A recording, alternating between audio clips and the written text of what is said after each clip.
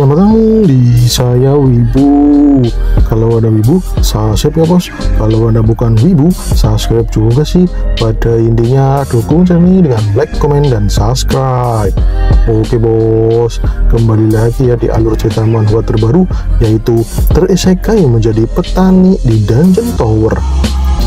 Sekarang saya juga mendapatkan karyawan baru, yaitu 3 kucing yang akan membantu Theo dalam mendistribusikan pertanian yang akan dijual kepada para petualang manusia. Dan oke dah, seperti apa kisah mereka semua dalam melanjutkan pertanian Sejun, kita langsung aja lah dicapcus. Saat ini Oren sedang murung. Ia meratapi nasibnya menjadi jongosnya si Theo, kucing rendahan yang dari desa Graner. Ia tidak menyangka kucing rendahan itu bisa membuatnya hina seperti ini. Waduh, malahan jadi karyawan langsung dari naga hitam yang agung. Walah, ia merasa takdir ini tidak adil. Dan sekarang ia malah disuruh Theo memetik tomat ceri dan menjualnya. Ini sungguh tidak bisa diterima. Aku harus melakukan sesuatu. Tapi kalau aku melawan, aku bakal jadi jongos Theo seumur hidup. Aduh, gaswat. Aku nggak mau itu, ngeri bos. Bakal jadi budak Theo selamanya. Ampun dah. Dan tiba-tiba, tak. Waduh, malah dijitak dari belakang. Woi Theo, apalagi Aku sudah melakukan semua permintaanmu. Aku sudah melakukannya dengan benar. Aku sudah memetik tomat sesuai dengan yang kau ajarkan. Kenapa kau menjitakku lagi, Theo? Wow, Oren budek. Dari tadi aku memanggilmu, ya. Kita harus segera berkumpulnya. Kenapa kau malah melamun, ya? Kau budek, ya, nya. Aku sampai harus menjitak kepalamu supaya kau mendengarkanku, nya. Cepat kumpul. Kita akan berangkat sekarang, nya. Theo kurang asem. Berhenti merendahkanku. Aku tidak terima. Sekarang juga akan aku kulumat habis kau, Theo rendahan. Ucap Oren marah-marah. Dan ternyata sering. Waduh, ada Elka yang memancarkan aura ngekill. Gile, ia adalah pengawal Theo. Apapun yang terjadi kepada Theo, itu adalah tanggung jawab si Elka. Jadi, ancaman Oren itu membuat Elka siap siaga untuk ngekill si Oren. Waduh, udah gaswat. Oren langsung panik. Lepaskan tanganmu, nya. Kau mau tanganmu kayak Agus Nohen, nya. Walah, malahan Agus Nohen. Elka pun menurunkan waspadanya karena Oren bersikap baik kepada Theo. Ia merasa kalau Oren itu karyawan baru yang sulit diatur, perlu ditegaskan. Dan Oren pun langsung minta maaf. Kemudian ia memijat pundak Theo. Ia mengatakan kalau Theo butuh dipijat. Soalnya Theo itu kan kepala divisi perdagangan, ya. Jadi ia pasti lelah bekerja seharian. Kau anak baiknya, kau cepat belajarnya, cepat ikuti akunya, kita akan segera berangkat. Dan oke, siap bos Theo, siap dah, ucap Oren tersenyum terpaksa. Kemudian Theo menghampiri Jeff dan Joff. Mereka adalah 2 kucing pelayannya Oren. Sekarang status mereka sama dengan Oren, yaitu jongosnya Theo. Mereka bukan lagi pengawal si Oren, namanya Jeff dan Joff. Theo mengatakan kepada Jeff dan Joff kalau mereka hukumannya dikurangi 1 hari. Soalnya Jeff dan Joff bekerja dengan giat dan mengumpulkan tomat ceri sampai penuh. Hadiahnya pengurangan 1 hari dari 10.000 hari pembayaran hutang. Wah, Oren langsung ngegas. Ia juga ingin mendapatkan pengurangan hari hukuman. Apa ia juga mendapatkannya? Ya jelas tidak, bodoh. Kau mengharapkan itu mimpi, ya? Waduh, Oren shock berat. Ia tidak mendapatkan pengurangan 1 hari pun. Ya gimana lagi? Oren tidak memuat tas bandelnya sampai penuh. Separuh aja nggak ada. Udah gitu, banyak protes lagi. Tambah 1 hari hadiahnya. Jadi Oren masih utuh, ya, 10.000 hari. Waduh, gaswat mah. Kemudian ada Sejun menghampiri kucing-kucing pedagang. Sejun bertanya tentang hari pertama kerja di pertanian Sejun. Apa pekerjaannya bisa diselesaikan? Ya tentunya, ini kan pekerjaan mudahnya. Ya, Sejun tersenyum mendengar jawaban Theo. Ia merasa Theo telah mendidik dengan benar ketiga kucing baru ini. Sejun berharap Theo bisa menjadikan tiga kucing ini menjadi pedagang tingkat menengah supaya tas bandelnya bisa lebih besar lagi dari Theo sekarang. Tapi Theo bertanya kepada Sejun. Sejun berpakaian lengkap, ada topi dan juga senjata kapak dan pisaunya juga di bawah itu. Emang Sejun mau kemana ya? Apa kau mau bertualangnya? Yoi bro, aku akan ke tepi hutan barat. Aku akan mendatangi langsung markas dari para monster pohon Evil. Akan aku cari penyebab utama dari pohon Evil yang mendatangi pertanianku. Walah, Theo yang mendengar itu langsung melongo. Emang bisa datang langsung ke tempat berbahaya seperti itunya? Kemudian scene berpindah di hutan dalam wilayah Ibu Keeng. Di situ ada Keeng dan Ibu Keeng, ada Sejun dan tiga serigala perak, serta tiga kucing pedagang yang dipimpin sama si Theo. Mereka berkumpul untuk melakukan tugasnya masing-masing. Tapi Theo marah-marah. Ia memarahi Sejun yang ceroboh mau memasuki wilayah berbahaya.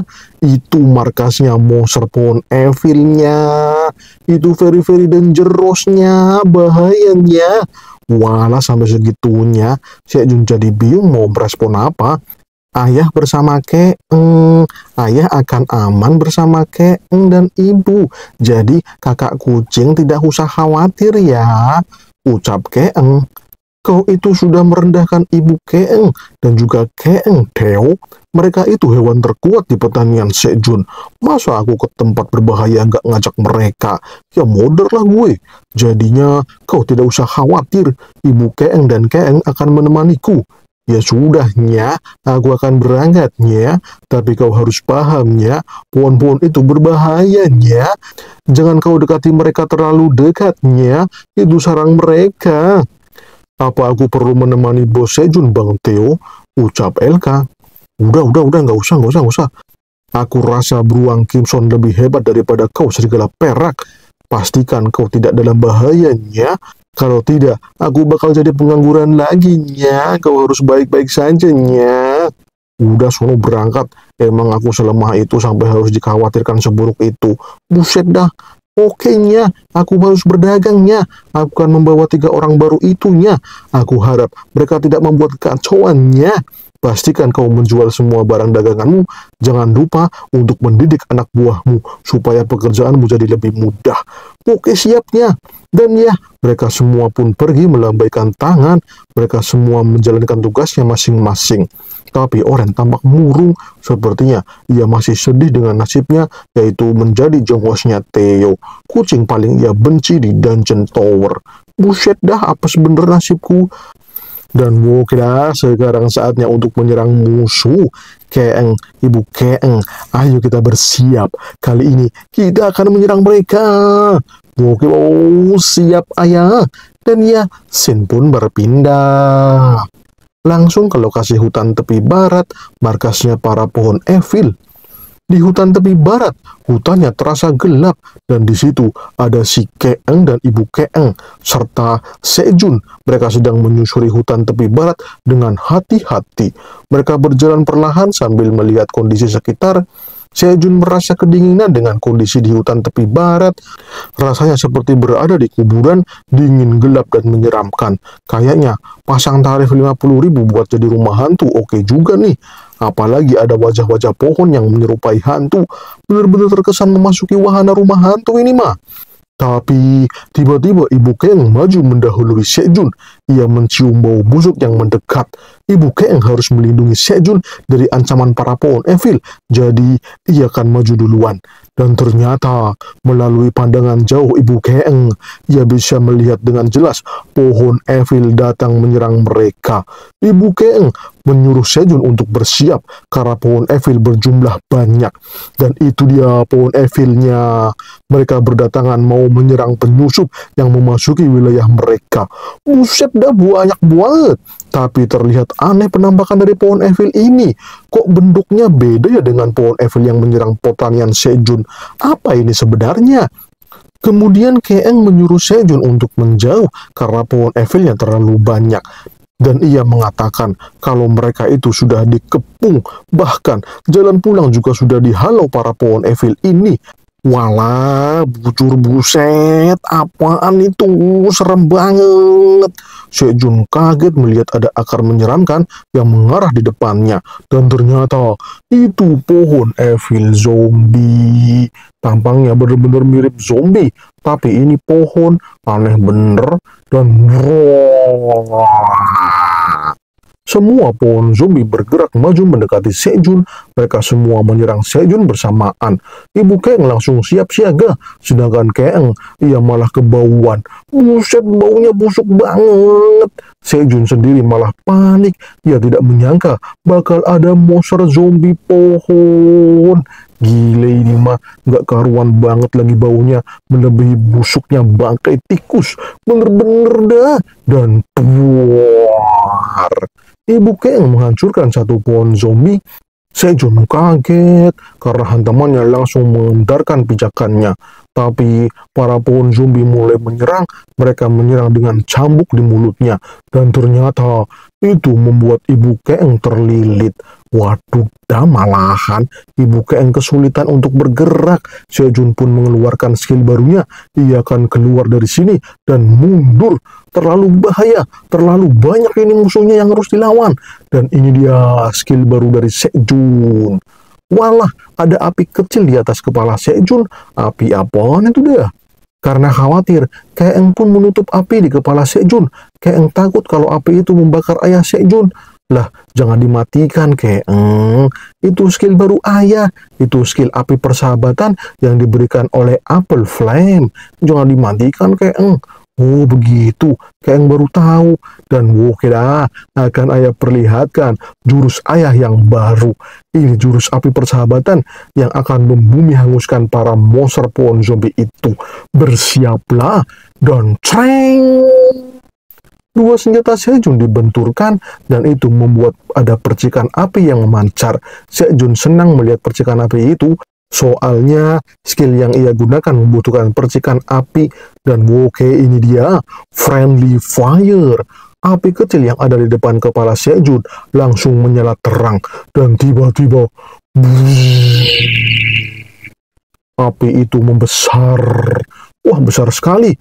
Ini sepertinya skill sihir api yang dipicu oleh percikan api. Skill api Sejun pun mengenai pohon zombie, dan apinya langsung membakar pohon zombie. Apinya membakar dengan cepat. Ini seperti menyiram bensin di tengah kebakaran hutan. Gile!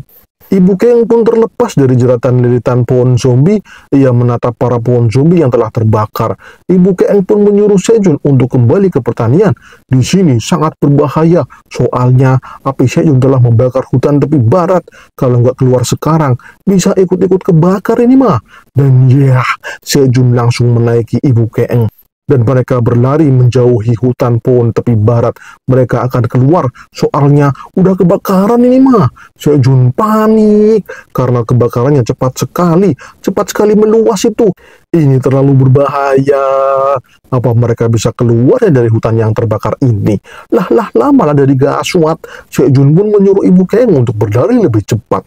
Karena api yang terbakar sangat-sangat cepat meluas.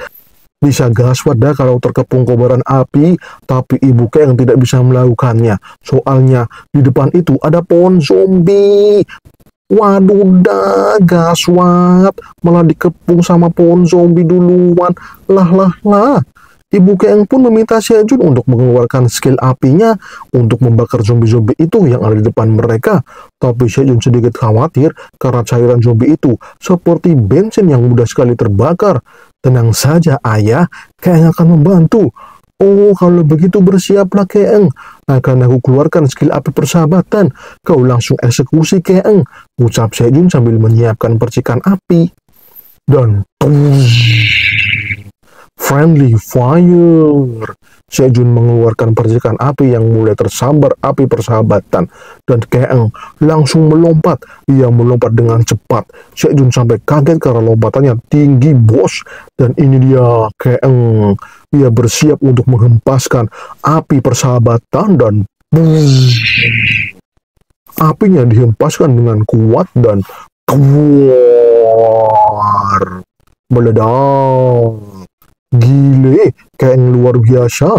Api persahabatannya seperti meriam kanan yang meluncur tajam. Bahkan apinya meledak lebih besar dari skill api Sejun sebelumnya. Gile. Sampai-sampai para Ox mendengar dengan kencang suara ledakan dari hutan tepi barat. Bos Ox sampai bertanya-tanya, ledakan apa itu, Mo? Tidak hanya Bos Ox, para kelinci di pertanian Sejun juga kaget. Mereka kaget luar biasa karena ledakannya begitu menggelegar. Mereka malah jadi khawatir dengan Pak Sejun beserta Keeng. Soalnya mereka ada di lokasi ledakan itu. Gaswat ini mah. Dan ternyata langkah kaki sempoyongan menghampiri para kelinci. Ternyata itu Sejun bersama Keeng dan Ibu Keeng. Mereka selamat dan sampai ke pertanian Sejun dengan kondisi kotor. Dan mau kira beberapa saat kemudian Sejun sedang minum, ia sedang istirahat dan membersihkan diri. Sejun berterima kasih kepada Apple Flame. Berkat api persahabatan, Sejun bisa selamat dari para pohon zombie yang telah mengepung mereka. Bener-bener dah, situasinya gaswat banget. Kau terlalu gegabah, Pig. Hutan sekarang terbakar, Pig. Kami di sini sangat khawatir, Pig. Ucap Bapak Kelinci. Santai saja, semuanya aman. Sekarang untuk sementara, kita tidak akan diserang pohon Evi lagi. Soalnya hutannya masih terbakar. Kita sekarang bisa mempersiapkan pertanian untuk menjadi lebih kuat lagi pertahanannya. Di saat mau istirahat, Sejun malah mendapatkan notifikasi. Beekeeping yang naik level menjadi 4. Dan para ratu lebah langsung menghampiri Sejun karena mereka mau melaporkan sesuatu kepada Sejun. Ternyata ratu lebah mengatakan kalau mereka sekarang bisa membuat jeli madu langsung, dan jeli madu itu bisa meningkatkan skill dari pemakannya. Dan para ratu lebah sangat bersemangat sekali untuk membuatkan jeli madu ini. Tentunya untuk Pak Sejun gitu ya, supaya Pak Sejun bisa lebih kuat lagi meningkatkan skillnya. Wala, Sejun kaget bisa meningkatkan skill. Gile ini mah, luar biasa ini mah. OP bener ini jeli madu. Kemudian scene berpindah di kantor manajer tower. Di situ ada Iron yang sedang mandi. Ia mandi sambil makan sup combo combat. Rasanya menyenangkan sekali.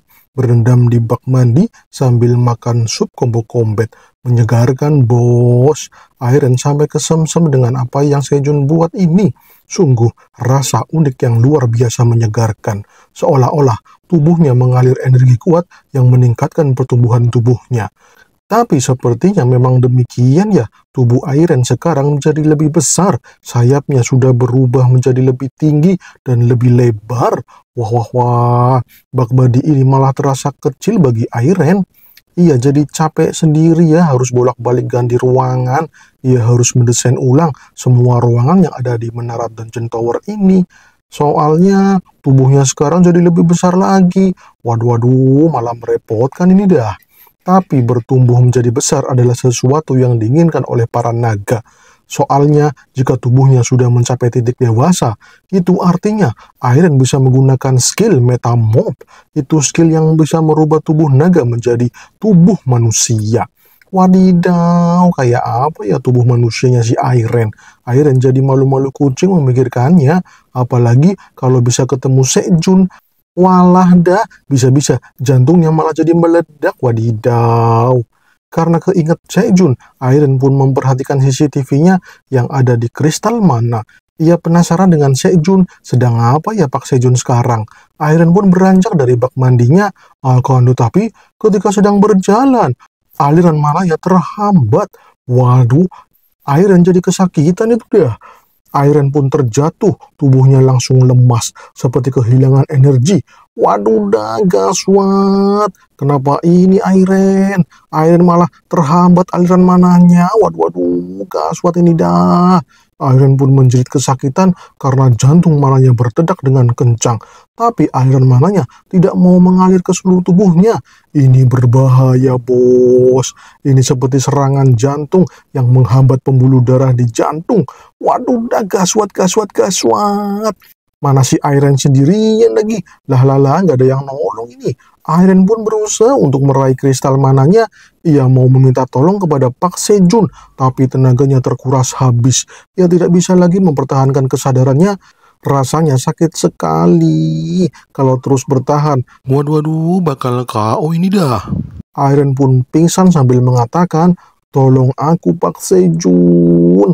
Dan brum, pingsan dah Iren. Waduh dah, gaswat ini. Bisa KO ini si Iren. Wala wala wala. Gawat gawat gawat, gawat bener. Tapi Kristal Mana telah merekam permintaan Iren, jadi Kristal Mana langsung memberikan notifikasi kepada Sejun. Sistem darurat manajer menara meminta bantuan dari yang terakhir dihubungi oleh manajer menara, yaitu petani Park Sejun. Kemudian kita kembali ke pertanian Sejun. Saat ini Ratu Lebah sedang membuat jeli madu. Proses pembuatannya harus langsung dari serbuk sari yang dikumpulkan oleh para lebah pekerja. Mereka semua bergotong royong mengambil serbuk sari dari bunga tomat ceri, dan setelah terkumpul, Ratu Lebah membuat jeli madu dengan skillnya itu ya. Dan yang sudah jadi langsung disimpan dah oleh para lebah pekerja. Ratu Lebah generasi kedua juga bisa membuat jeli madu. Ia sangat senang karena ini pertama kalinya ia membuat sesuatu yang spesial. Sejun coba memperhatikan para ratu lebah membuat jeli madu. Mereka sekarang ada banyak sekali, sampai-sampai semua tomat seri yang ada di dalam goa tertutupi oleh ribuan lebah pekerja. Gile! Kemudian Sejun membaca informasi dari jeli madu. Jeli madu ini dapat meningkatkan skill pemakannya dan juga dapat memberikan peningkatan mana secara permanen. Tapi jeli madu ini hanya bisa dibuat oleh satu jenis bunga, tidak bisa dicampur-campur, jadinya kualitasnya menyesuaikan dengan bunga yang diambil. Sejun merasa ini luar biasa, terutama dalam peningkatan skill. Ini seperti membuat tembikar tanpa perlu latihan sebelumnya. Tahu-tahu udah ahli. Wah, wah, wah, mantap dah. Tapi Sejun perlu hati-hati dengan menggunakan jeli madu ini. Soalnya ini item yang luar biasa spesial. Bisa gaswat dah kalau ketahuan banyak orang. Harus dirahasiakan dulu. Kemudian Ratu Lebah datang. Ia memberitahu Sejun kalau dirinya telah selesai membuat jeli madu dari bunga tomat ceri. Sejun pun menampungnya di dalam topi jerami miliknya. Dia belum punya wadah. Mungkin bisa kali ya nyuruh kelinci abu-abu buat bikin wadah yang besar. Keeng pun meminta jeli madunya. Ia minta yang banyak. Walah, nggak boleh Keeng. Ini harus dimakan sama-sama. Ya, dimakan semuanya yang ada di sini. Kau harus berbagi sama kakak kelinci dan juga kakak kucing. Cepat sana panggil kakak kelinci dan semuanya. Oke, Keeng pun langsung berlari. Ia sangat semangat, tapi Ratu Lebah minta maaf. Soalnya jeli madu yang dihasilkan tidak banyak. Ternyata satu lebih tomat ceri tidak bisa membuat ratusan jeli madu. Cuman belasan doang. Waduh, waduh, waduh. Nggak apa-apa Ratu, ini sudah lebih dari cukup. Kemudian Sejun membaca informasi dari jeli madu tomat ceri. Di dalam detail informasinya, jeli madu yang dibuat dari tomat ceri akan meningkatkan skill bawaan dari pengguna skill gitu ya. Tapi ini pengguna skill yang berkaitan dengan mana power saja. Selain itu, nggak ngefek sama sekali. Dah, Sejun jadi kecewa dengan khasiatnya. Soalnya, Sejun tidak memiliki skill yang berkaitan dengan mana power. Ia cuma punya skill serangan doang, sama skill pertanian gitu ya. Wah, wah, wah, kayaknya jeli madu yang terbuat dari tomat ceri ini cocok buat penyihir. Beberapa saat kemudian Keeng dan para kelinci sudah datang. Mereka menantikan jeli madu yang ada di tangan Sejun. Sejun pun memberitahu semuanya kalau semua kelinci dan yang lainnya akan diberikan jeli madu satu-satu. Jadi dimakan secara perlahan saja. Nikmati rasanya karena ini buatnya susah loh. Hanya bisa dibuat ketika ada bunga di pertanian yang mulai mekar. Dan oke dah, semuanya sudah dibagikan. Sisa beberapa doang. Buat para kucing aja dah. Buat serigala perak juga. Mantap, semuanya bakal kebagian. Tapi karena Keeng cuma dapat satu, ia jadi nangis kalau langsung memakannya. Wah, wah, wah. Dijilatin aja adik Keeng, biar lama kau makannya. Ucap kelinci hitam. Ayah, bolehkah Keeng minta satu lagi? Nggak boleh, Keeng. Ini buat para paman kucing dan paman serigala. Buat Iren juga. Kau harus bersabar, Keeng. Baik, ayah. Ucap Keeng sedih. Dan Woke, sekarang saatnya untuk memberikan Airen jeli madu. Ia pasti senang karena ini makanan baru. Woi Airen, kau dengar tidak? Ini makanan enak loh, kau harus mengambilnya, ucap Sejun. Notifikasi pun muncul, itu pasti dari Airen. Tapi ada yang aneh. Waduh, manajer tower sedang sekarat karena sedang mengalami amukan jantung. Waduh, gaswat. Sejun kaget membaca notifikasi itu. Apa yang terjadi? Apa maksudmu sekarat? Teriak Sejun yang membuat para kelinci kaget mendengar Sejun berteriak-teriak. Quest pun muncul, selamatkan Airen Fritani dari amukan jantung. Hadiah, Airen bangun. Penolakan, Airen KO dengan amukan jantung. Waduh, sebenarnya apa yang terjadi? Sejun jadi bingung dah. Apa itu amukan jantung? Kau harus menjelaskannya. Bagaimana cara membantu Airen, sedangkan aku berada di sini, jauh dari Airen. Notifikasi pun muncul menjelaskan kalau amukan naga itu terjadi karena Airen terlalu banyak mengkonsumsi mana, dan jantungnya tidak bisa menompang seluruh mana yang dikonsumsi oleh Airen, sehingga terjadilah amukan jantung naga. Waduh, gaswat. Apa karena Airen kebanyakan makan ya? Jadinya, ia kegemukan dan kena kolesterol yang membuat dirinya terkena serangan jantung. Waduh, pusing dah. Lantas, aku harus bagaimana? Woi, aku harus bagaimana? Aku tidak tahu harus berbuat apa. Kalau Airen KO, aku bakal kehilangan harapan untuk kembali ke Korea. Sang manajer tidak boleh KO. Kalau dia KO, artinya Dungeon Tower ini akan berada dalam kekacauan. Lah, gaswat. Gak bisa dibiarkan. Ayah, tenanglah ayah. Kakak Airen pasti selamat, ayah. Tenanglah, ucap Keeng menenangkan Sejun. Woi sistem, cepat katakan apa yang harus aku lakukan untuk menyelamatkan si Airen. Katakan sekarang juga, aku harus bagaimana? Notifikasi sistem pun muncul dan memberitahu Sejun kalau Sejun harus memberikan item pilihan yang bisa membantu si Airen. Dan item itu akan langsung dimakan oleh Airen. Jadi Sejun harus berhati-hati memilih item tersebut. Pilih yang sesuai dengan kondisi Airen sekarang. Wah, kalau gitu kebenaran nih. Ada jeli madu yang bisa digunakan untuk meningkatkan skill dan juga berpengaruh terhadap mana. Mungkin ini bisa digunakan untuk membantu menyembuhkan amukan jantung naga yang ada pada Airen. Wah, ternyata pas banget. Dan ternyata Keeng memberikan jeli madunya yang berharga itu kepada Park Sejun. Para kelinci juga sama, mereka semua memberikan jeli madunya kepada Sejun. Mereka semua juga ingin menyelamatkan Airen dari amukan jantung naga. Tolong ayah, selamatkan kakak Airen. Dan oke dah, terima kasih semuanya. Sistem, berikan semua jeli madu ini kepada Airen dan semua jeli madunya diambil oleh sistem dan quest pun selesai. Semua jeli madunya dijatuhkan tepat di mulut Airen.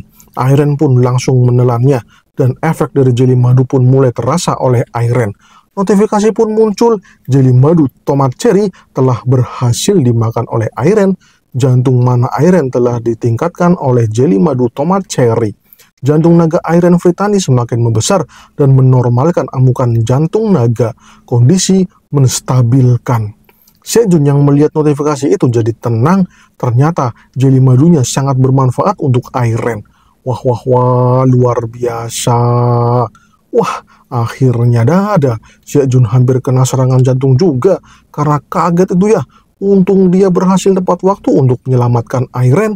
Tapi menurut sistem, jeli madunya hanya meningkatkan sebagian kecil dari jantung naganya. Sepertinya Airen membutuhkan banyak jeli madu. Kita tidak tahu apakah itu akan berhasil, dan yang jelas kita akan berusaha semaksimal mungkin untuk menyelamatkan Airen. Kalian semuanya, terima kasih ya sudah ikut membantuku. Dan ya, kejadian yang mengkhawatirkan pun berhasil dilewati. Scene pun berpindah. Di lokasi entah di mana, di luar dimensi. Di situ ada kristal mana yang menyala terang. Itu sangat terang sampai-sampai menyilaukan. Dan itu membuat dua orang lelaki kaget-kaget. Ternyata itu bapak sama kakeknya si Airen. Mereka semua panik. Ya, mereka panik karena kristal sistem itu dari dungeon towernya si Airen. Mereka memahami kalau ini adalah panggilan darurat dari Airen. ayah dan kakeknya Airen mulai mengkhawatirkan Airen. Mereka berusaha untuk mencari tahu apa yang sedang terjadi kepada Airen. Ini pasti amukan jantung naganya dari Airen. Ia pasti mengalami kesulitan dalam meningkatkan jantung naganya. Kita harus berbuat sesuatu, anakku. Tapi kenapa kristal sistemnya tidak mau merespon? Ini seolah-olah dikunci dari dalam. Lah, gimana sih? Harus didobrak kalau gitu. Dan ternyata notifikasi muncul, data dari Airen muncul. Semuanya sudah terkendali, walaupun cuma bersifat sementara. Tapi kondisi manajer tower telah terkendali. Melihat itu, ayah Airen senang sekali. Ia merasa beruntung memiliki anak yang hebat seperti Airen. Walaupun perkembangannya terlambat, tapi Airen berhasil melalui semuanya. Ini prestasi yang membanggakan. Akan tetapi, ketika ayah Airen melihat kakek Fritani, itu agak aneh. Dan ya, sepertinya kakek Airen malah mau mengamuk, wadidaw. Dan ternyata ngamuk beneran, waduh. Ia malah jadi menyeramkan itu dah. Kenapa dah ini si naga tua? Dan itu dia ya, ia marah-marah gara-gara yang diminta tolong pertama kali adalah Pak Sejun. Lah, Pak Sejun? Siapa itu Pak Sejun? Bener-bener buangke. Siapa itu Pak Sejun? Teriak kakek Fritani dengan penuh amarah. Tenanglah ayah, tenanglah, tenang. Mungkin itu temannya Airen yang menolong Airen dari Dungeon Tower. Ayah tenanglah, nanti darah tingginya kumat. Ucap ayah Airen menenangkan kakek Airen. Dan hentakan amarah dikeluarkan oleh kakek Airen. Dan siapa kau Pak Sejun? Kau apakan cucuku, ha? Akan kulumat habis kau Pak Sejun. Teriak kakek Airen dengan penuh amarah. Dan tidak akan kumaafkan kau Pak Sejun, karena telah mengambil hati cucuku. Kau harus kena amukanku. Waduh, dah gaswat, malah mau dihancurkan ini Pak Sejunnya. Walah. Dan ya, karena teriakan itu, tetangga naga jadi terganggu. Mereka jadi merasa kasihan dengan Airen yang ditinggal sendirian di Dungeon Tower. Naga tua bangka itu malah ribut-ribut doang, gak jelas banget dah. Berisik. Dan ya, biarin aja dah. Kalau menyangkut cucunya, dia memang kehilangan akal pikirannya, kayak wong gendeng. Dan ternyata, di balik dua naga yang menggosip itu, ada naga yang bersembunyi di balik batu. Ia mendengar percakapan dua naga yang sedang menggosip itu, dan ia mengatakan, Airen Fritani ada di Dungeon Tower. Ini kesempatan bagus. Wah, siapa naga ini? Kita tidak tahu karena bersambung. Oke kawan-kawan semuanya, terima kasih sudah mau menonton saya Wibu, tempatnya alur cerita manhwa terbaru. Oke ya bos, terima kasih sudah menonton. Jangan lupa like, komen, dan subscribe. Siap, terima kasih. Kita akan bertemu kembali di alur cerita selanjutnya. Capcus.